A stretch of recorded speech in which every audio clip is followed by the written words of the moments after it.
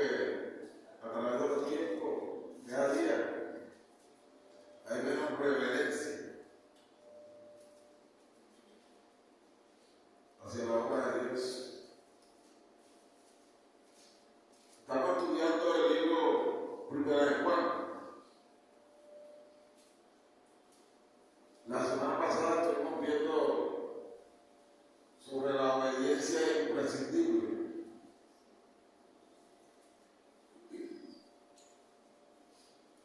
Y estuvimos viendo que donde el Señor nos enseña que este es el amor de Dios, que guardemos sus mandamientos. Y que sus mandamientos no son gravosos, porque todo lo que es nacido de Dios conquista el mundo. Estuvimos viendo que los mandamientos de Dios no son gravosos. Pero ¿cuándo no son gravosos? Cuando los mandamientos de Dios no son una carga. Cuando sentimos un amor profundo por Dios. Cuando sentimos un amor profundo por la obra de Dios. Entonces sus mandamientos no van a ser gravosos.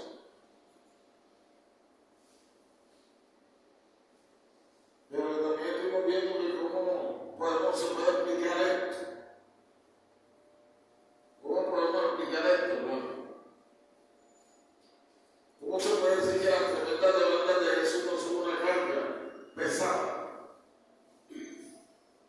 ¿Cómo podemos decir eso? Estamos viendo que se puede responder a esta pregunta de tres maneras. Primero, que Dios nunca le impone un mandamiento a nadie sin darle también la fuerza para cumplir. Es decir, que usted y yo cumplamos un mandamiento de Dios producto de que Él nos ha dado la fuerza para cumplir. Por ende, no va a ser una carga para nosotros.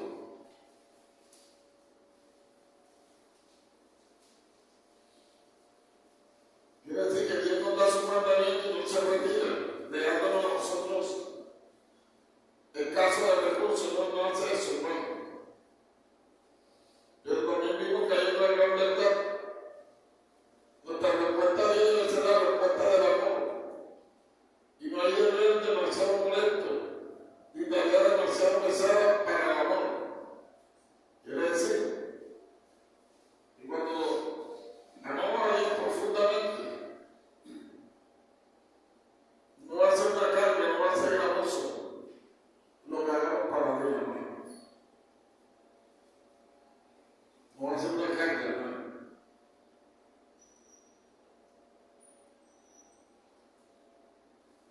Contamos también la historia de un niño que llevaba con el niño nosotros. Todos los días lo llevaba a la escuela y lo traía. Y un hombre que estaba viéndolo le preguntó que cómo era posible que llevara esa carga todos los días. El niño le dijo: él es mi hermano. Y para mí no es una carga. ¿Por qué? Porque él amaba a su hermano cerca. Ahora vamos a entrar a 1 de Juan capítulo 5, versículos 4 al 5. La conquista del mundo.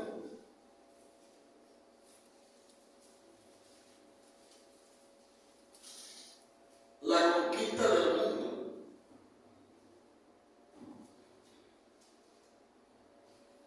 Primera de Juan capítulo 5, versículos del 4 al 5.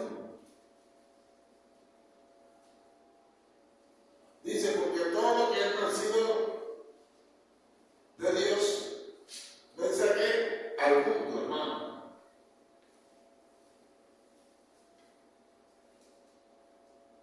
Y esta es la victoria que vence al mundo, nuestra fe.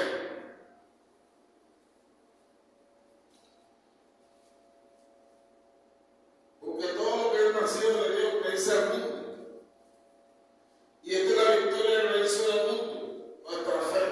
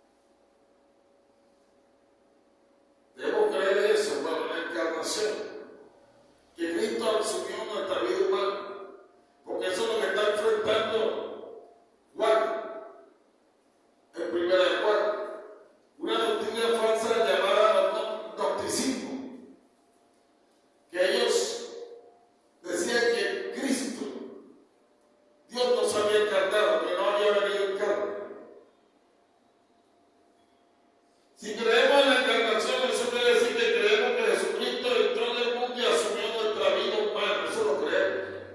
¿O no lo creemos? Todo cristiano debe creer que Jesús vino al mundo y asumió nuestra vida humana, que vivió en esta tierra como usted y yo vivimos, que tuvo hambre, tuvo sed.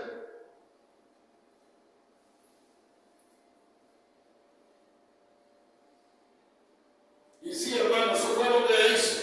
Quiere decir que le importaban tanto a los hombres como para echarse por encima las limitaciones de la humanidad. O sea,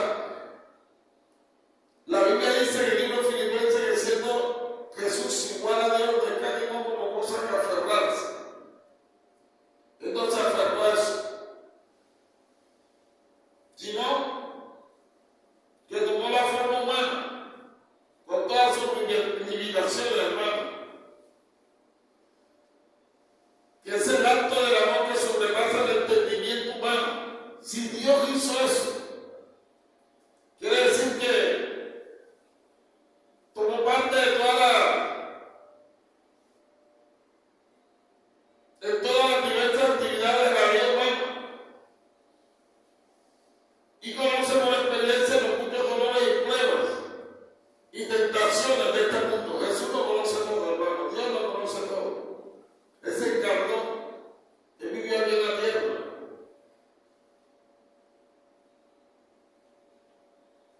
Quiere decir que Dios comprende perfectamente todo lo que nos sucede. Dios comprende todo, hermano, lo que nos pasa en este mundo separado de Él, en este mundo ajeno a Él.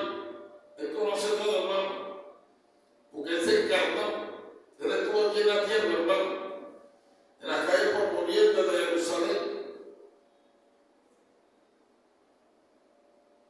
Dios comprende todo perfectamente, todo lo que nos sucede, y que Él está involucrado con nosotros, hermano. La fe en la encarnación es la convicción de que Dios comparte y se preocupa y se identifica con quién, con nosotros, hermano. Dios se identifica con nosotros. Y Él está involucrado con nosotros, hermano.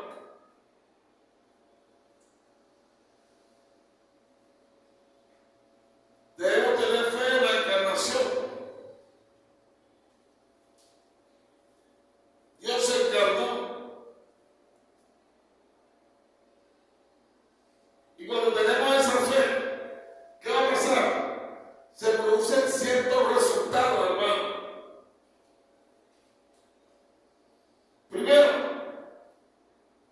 tenemos una defensa para resistir las infecciones del mundo cuando tenemos esa fe en la encarnación de Cristo, hermano. Tenemos una defensa para resistir las infecciones de este mundo. En este mundo hay muchas infecciones, hermano.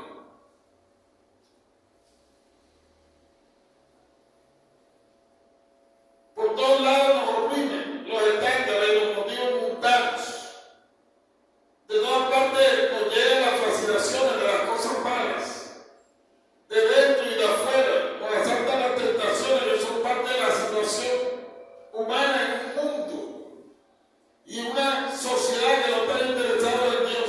Este mundo no está interesado en Dios, hermano.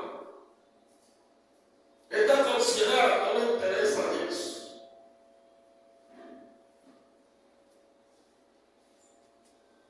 No le interesa al Señor, hermano. No sé si usted ha estado en reuniones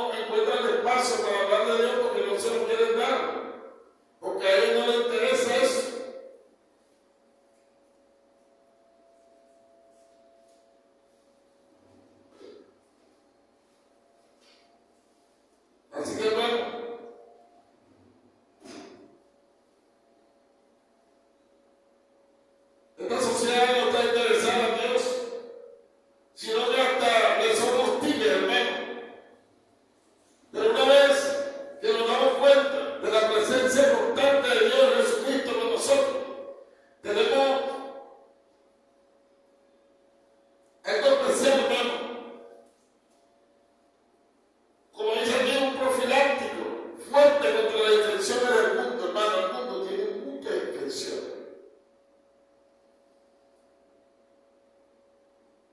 Y lo que va a vencer todo eso es nuestra fe en la encarnación de Cristo, hermano. Nuestra fe es la que vence todo eso, hermano. La que no permite que nosotros nos infectemos. Es un ejemplo de la experiencia, que la práctica de la bondad es más fácil cuando se está en compañía de gente buena. Y si creemos en la encarnación, tenemos con nosotros la presencia continua de Dios. ¿En quién? En Jesucristo. Eso es un ejemplo, hermano. Y cuando usted está rodeado de gente bondadosa, es más fácil practicar lo que es bueno.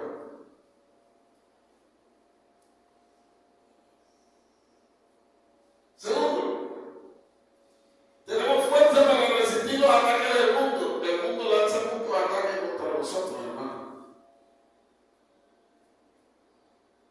Muchos ataques, hermano, fuertes. Hemos visto a través de este tiempo los ataques sobre la ideología de género. Es un ataque contra la fe cristiana, hermano.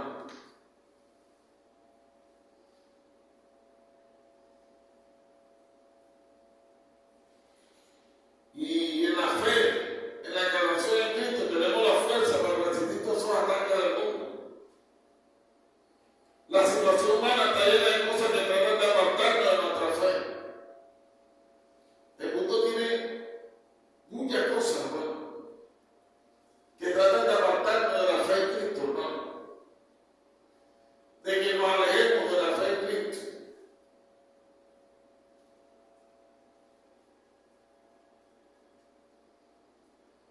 Entonces hay personas que, entre comillas, amigos, que tratan de hacer invitaciones los días domingos que nosotros nos congregamos y nos reunimos para adorar a Dios.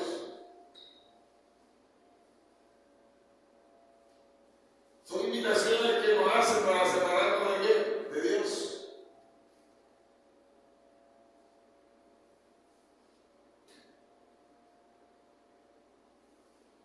Y solo en Cristo, a través de la fe en Cristo, la reencarnación de Cristo, tenemos la fuerza para resistir esos ataques, hermano. La situación humana está llena de cosas que tratan de apartarnos de nuestra fe, hermano. Están los dolores, las desilusiones y las frustraciones, los fracasos y los desalientos. Pero si creemos en la encarnación, creemos en un Dios que ha pasado por todo esto, hermano, hasta llegar a la cruz, y que puede por tanto ayudar a los que lo tengan que pasar, hermano. ¿Quién más para ayudarnos que Cristo, que pasó por todo eso, hermano? Por el desprecio, por la traición. ¿Quién más, hermano, que Cristo para ayudarnos? ¿Quién más que Cristo, hermano?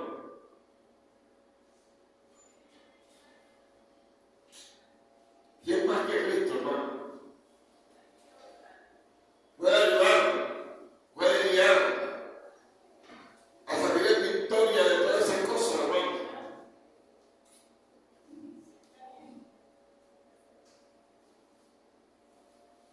Tercero, tenemos la esperanza indestructible de la victoria final.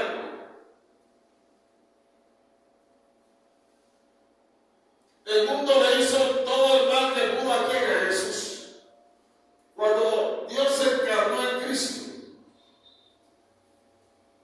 ¿qué hizo el mundo? Le hizo todo el mal que quiso, hermano.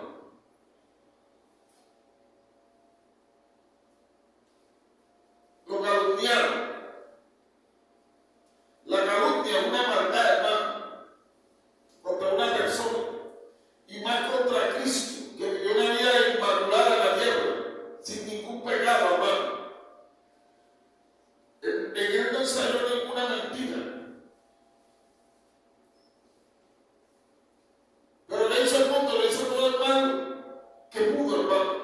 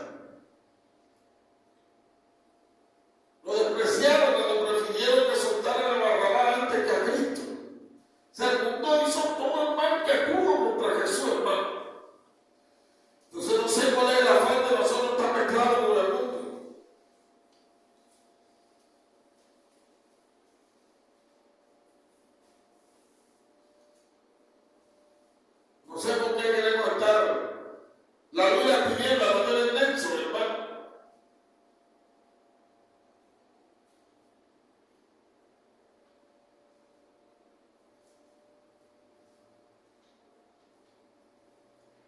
¿Qué hizo el mundo? Le acusó, hermano, le persiguió a Cristo. Cristo tenía que pasar tiempo, hermano, porque querían matarlo. Lo tenían acosado por donde iba, hermano.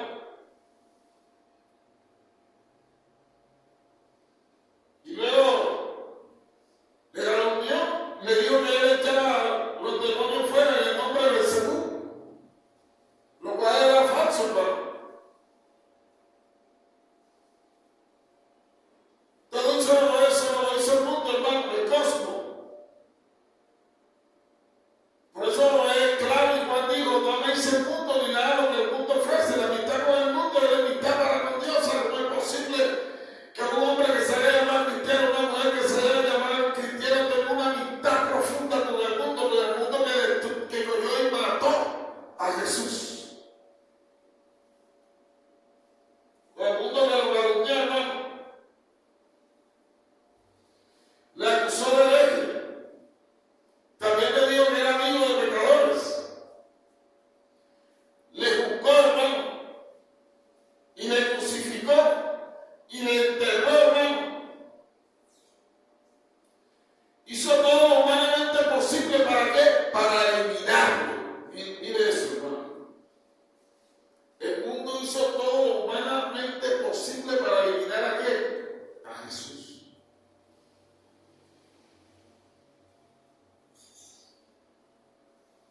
Y es lo que el mundo sigue haciendo. Está haciendo todo humanamente posible para eliminar nuestra fe. ¿De quién? De Cristo reencarnado, hermano. Perdón, encarnado, hermano. El Cristo que encarnó, Dios encarnado en Jesús, hermano. Pero Juan dice, ¿cuál es la fe que vence al mundo? Al sistema de maldad, nuestra fe en quién? En el Cristo encarnado, hermano. Creer que Cristo estuvo aquí en la tierra en carne, hermano.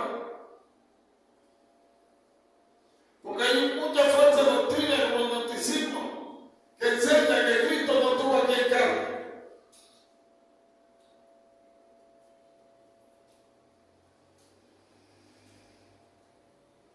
Pero ¿qué sucedió? El mundo trataba de acabar con Cristo en todas las formas, pero él fracasó, hermano.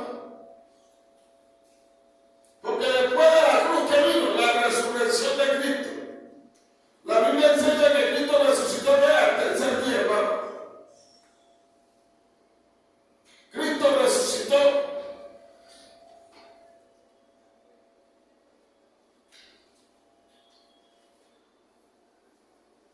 Después de la vergüenza vino la gloria, hermano.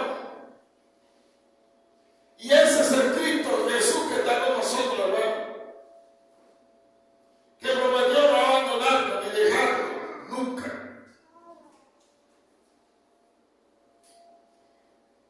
Que vio la vida en su aspecto más tenebroso. A quien la vida trató mal, a más no poder. ¿A quién trató mal la vida en esta tierra? A Jesús, hermano. ¿Usted cree que a usted la vida va a tratar mal? A Jesús lo trató peor, hermano.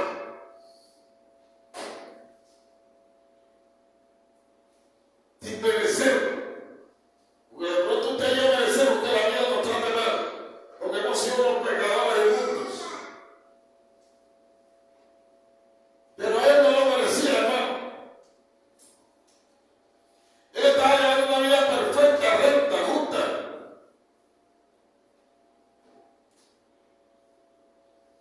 Jesús murió por lo que sucedió, conquistó que la muerte, hermano.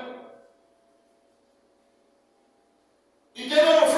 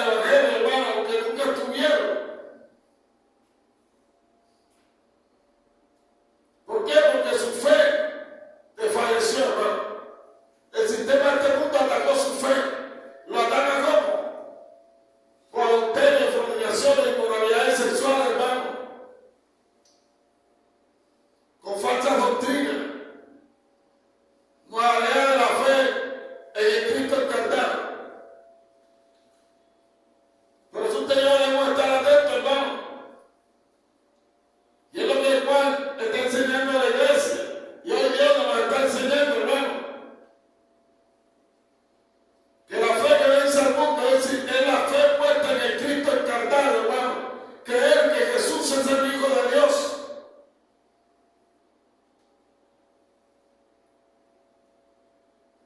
Y que Jesús venció, hermano. Y que el mundo trató de eliminarle, pero fracasó. Por eso nosotros debemos estar agarrados ya de ese Cristo victorioso, hermano. Para que el sistema de este mundo fracase también con nosotros, hermano. ¿Fracase en qué? Intentar apartarnos de la fe en Cristo, hermano. Intentar desviarnos del plan soberano de Dios. Para eso debemos estar en la fe en Cristo, hermano.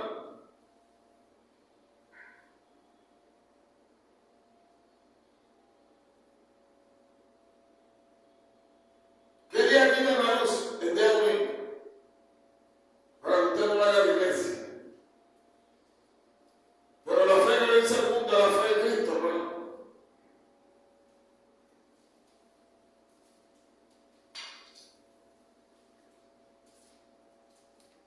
Debemos estar enfocados en el Cristo encarnado, hermano.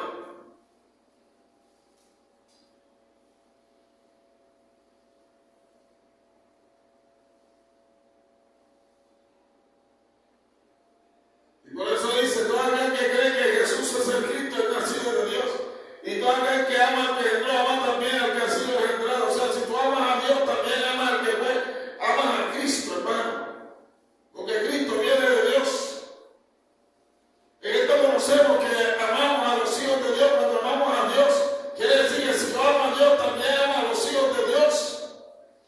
Aquellos que le han tomado una adopción, hermano, a través de la fe en Jesús. Porque como está escrito, esto no fue voluntad de hombre, sino ha sido voluntad de Dios, hermano.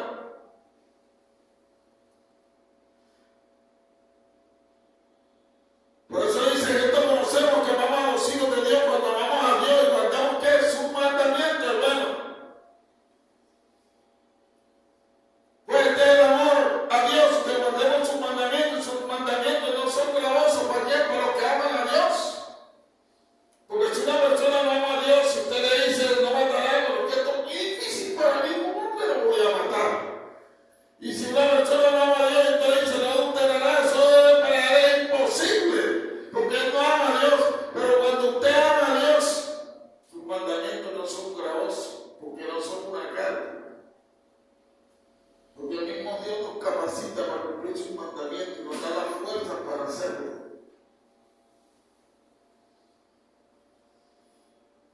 Porque todo lo que es nacido de Dios vence al mundo, hermano. Entonces, si usted verdaderamente ha nacido de Dios, producto de la voluntad de Dios, y ha puesto su fe en Jesucristo encarnado, entonces, el resultado es que usted va a vencer el sistema mortal de este mundo, hermano. Siempre recuerdo que una vez me encontré con una señora y me dice, todavía estás en el Evangelio. Digo, ¿cómo así? ¿Qué? ¿Esto tiene algún tiempo que caduca? No, porque he visto tantas personas en el Evangelio y no lo bajaron al mundo.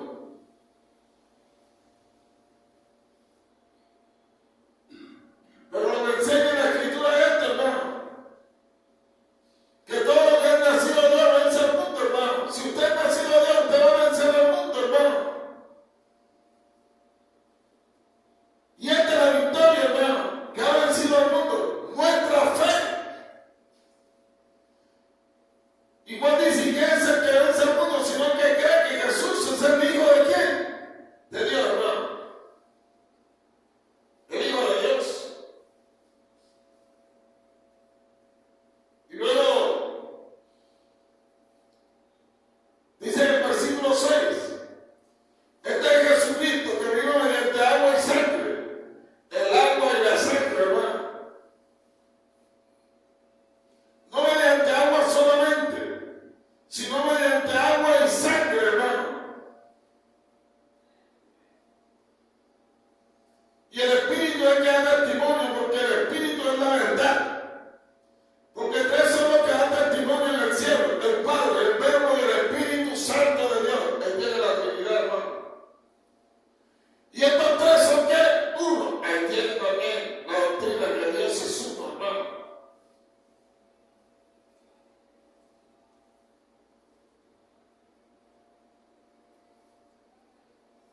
Y tres son los que dan testimonio en la tierra: el espíritu, el agua y la sangre. Y estos tres concuerdan. Si está viendo, hermano, hay una unidad.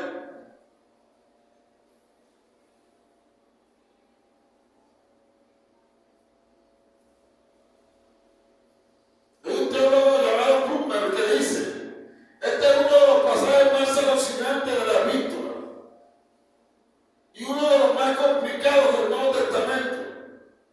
Sin duda, si conociéramos las circunstancias que Juan estaba escribiendo y tuviéramos un conocimiento completo de la herejía de la que estaba defendiendo a su pueblo, el sentido aparecería más claro. Pero, tal como están las cosas, no podemos hacer más que suponer.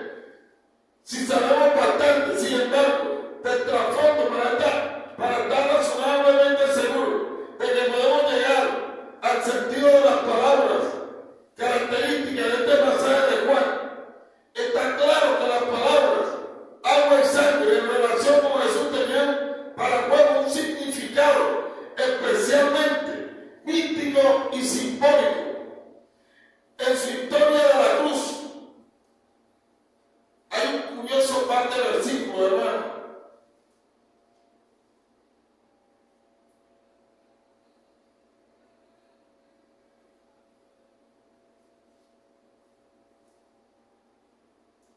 Es muy importante conocer las circunstancias,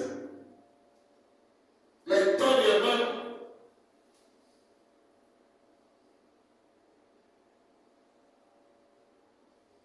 De poder ver que era lo que Juan estaba enfrentando. Que estaba enfrentando varias herejías, hermano. Y estaba haciendo una defensa del Evangelio, una apología.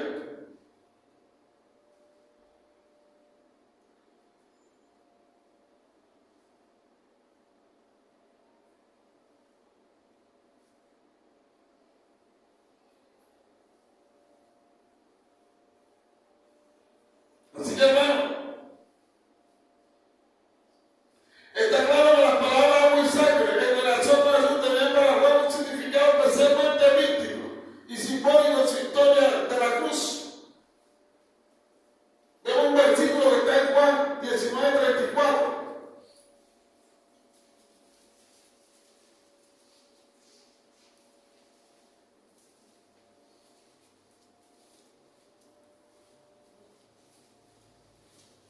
Juan 19:34.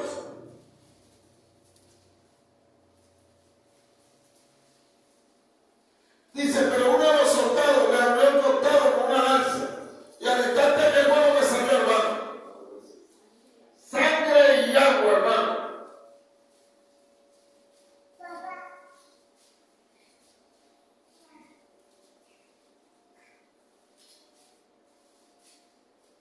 Y el que da testimonio de esto lo vio.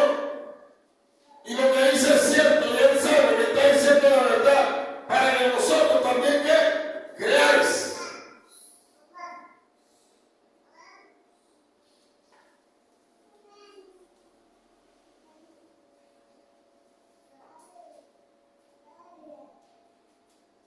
Tan importante, hermanos, que enseñar la sola escritura.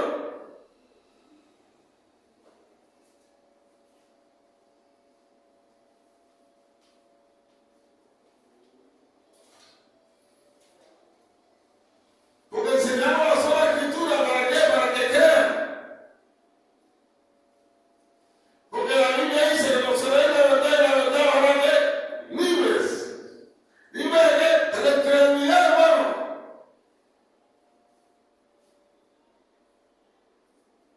Ahora, está claro que Juan describe una importancia particular en este incidente y lo garantiza con un certificado de evidencia muy especial.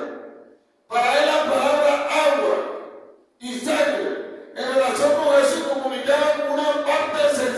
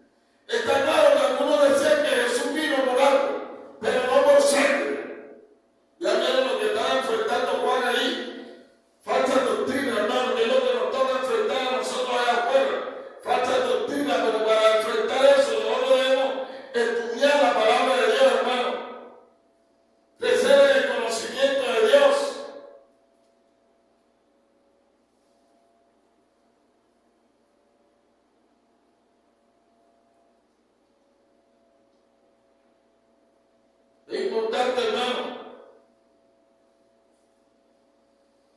Yo lo que enfrentaba a Juan, que algunos estaban diciendo que Jesús vino por agua, pero no por sangre. En otras palabras, que el sacerdotismo era una parte esencial de su mesiasco, pero no su cruz. Están negando la cruz, hermano. Y esto es lo que nos da la clave del trasfondo de este pasaje. Ya hemos visto una y otra vez que tras esta carta se trasluce la herejía de qué? Del gnosticismo. Y también hemos visto que los gnósticos, creyendo que el espíritu era totalmente bueno y la materia totalmente mala, entonces ellos negaban que Dios viniera en la carne, porque para ellos la materia era mala. Así es que tenían la creencia de la que nos habla Ireneo en la relación con el hombre de Cerinto. Uno de sus principales representantes contemporáneos siempre que la cruz es una parte esencial del significado de Jesús y que Dios estuvo presente en la muerte de Jesús, exactamente lo mismo que lo estuvo en toda su vida. Dios estuvo presente en toda la vida de Jesús. Y en su muerte también estuvo presente, hermano. Y es importante, hermano, que estemos claros en estas cosas, hermano. Porque se van a presentar situaciones donde usted tiene que hacer defensa del Evangelio, pero con la sola Escritura, con la sola palabra de Dios. Porque hay mucha herejía, hermano. Hay mucha mentira.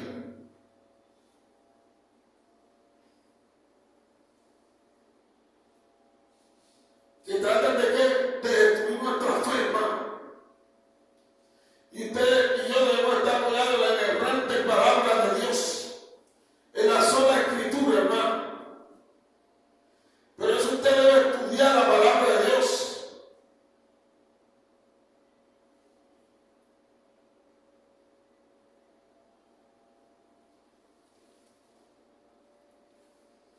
Entonces, ¿qué hace Juan? Juan está dando, pasa a dar un triple testimonio, hermano.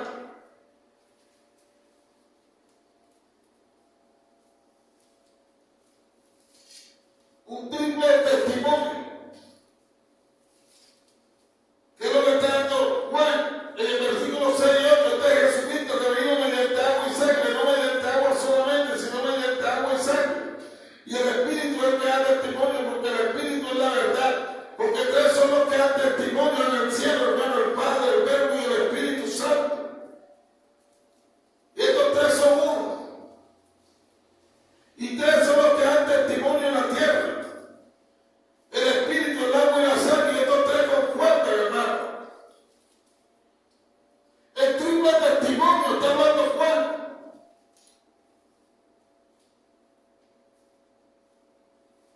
Está el testimonio del Espíritu. En este punto Juan está pensando en tres cosas. Primero, el relato del Nuevo Testamento es claro. En que en el bautismo de Jesús, el Espíritu Santo descendió sobre él de una manera que muy especial, hermano. Vamos a ver Marcos, capítulo 1, versículos 9 al 11. Marcos, capítulo 1.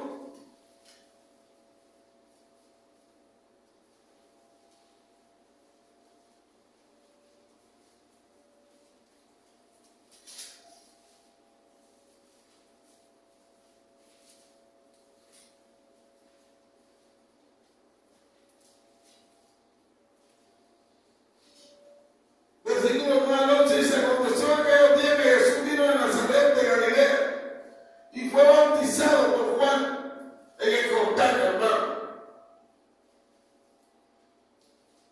Y luego cuando subía del agua, vio un los cielos del Espíritu, como paloma que descendía sobre él. Y vino una voz de los cielos que decía: tú eres mi Hijo amado, en ti tengo complacencia.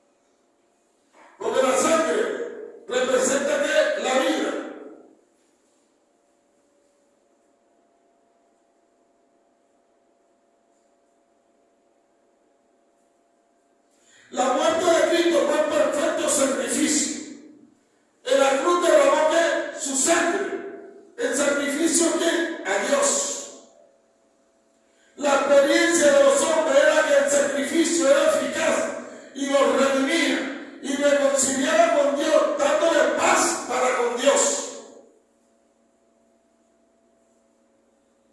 Por eso, hermano,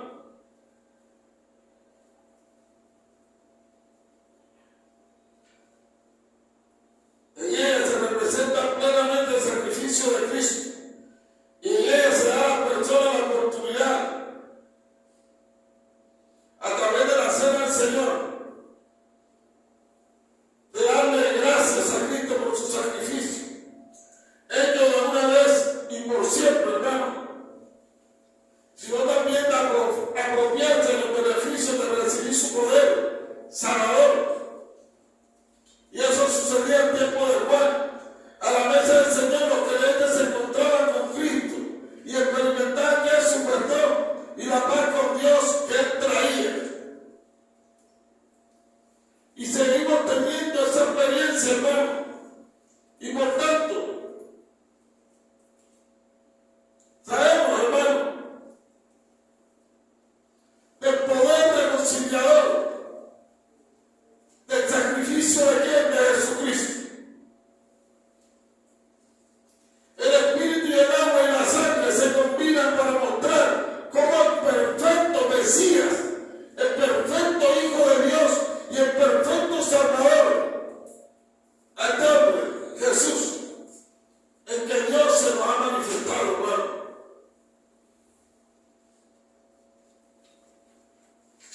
El don continuo.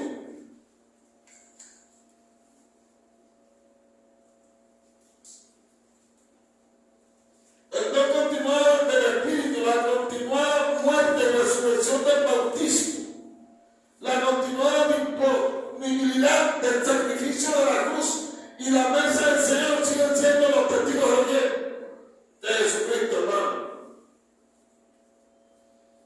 Es importante, hermano.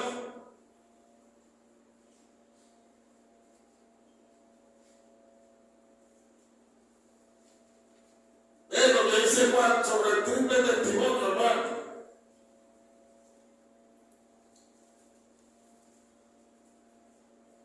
Es importante.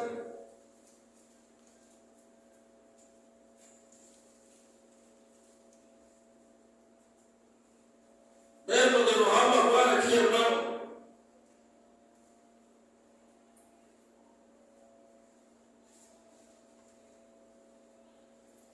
Que tres son los que dan testimonio, hermano.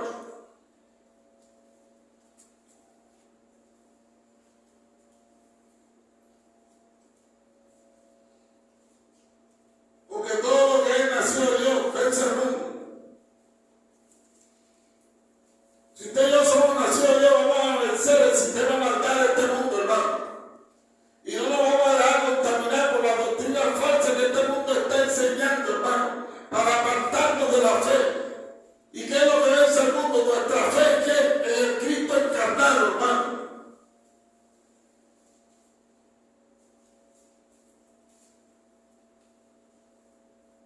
¿Y quién es el que vence el mundo? Sino el que cree que Jesús es el Hijo de Dios.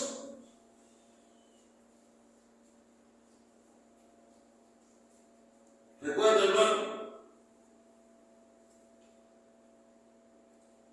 que el mundo nos quiere engañar.